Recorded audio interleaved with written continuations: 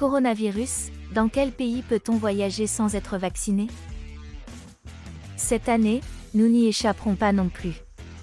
L'épidémie de Covid est encore bien présente à l'échelle mondiale et bouscule à nouveau le tourisme international. Toutefois, il est toujours bel et bien possible de voyager. Pas partout certes, mais bon nombre de destinations de rêve demeurent ouvertes aux touristes en quête d'exotisme et de dépaysement.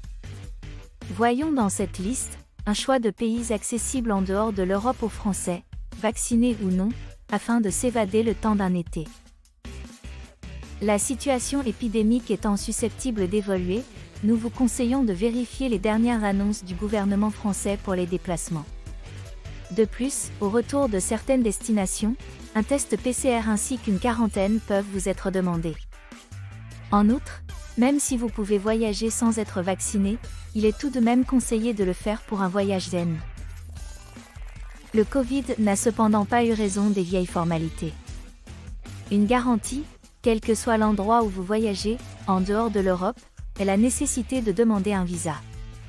Toutefois, au lieu de se rendre dans une ambassade comme auparavant, la demande de visa peut être effectuée en ligne.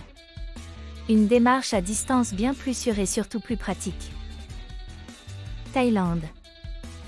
Une quarantaine de 14 jours est demandée à l'arrivée, sauf si vous atterrissez à Phuket où vous pouvez vous balader librement. Dans les deux cas, un test PCR de 72 heures avant le départ est requis. Un autre devra être réalisé une fois que vous avez atterri, puis un nouveau une semaine plus tard et un dernier 7 jours après. Si tout est bon, vous pouvez quitter Phuket, si vous le souhaitez, ou votre quarantaine. Maldives.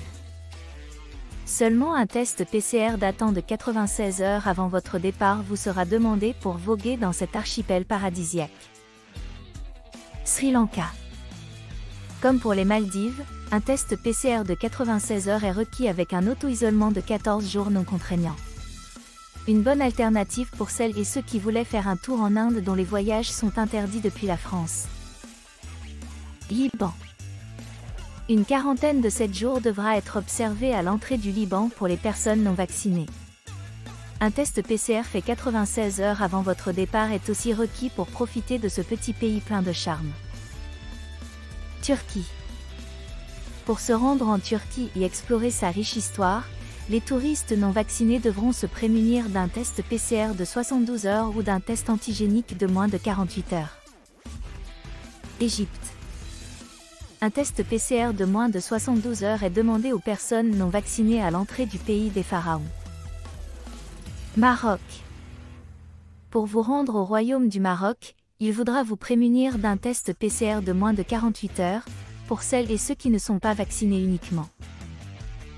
Kenya.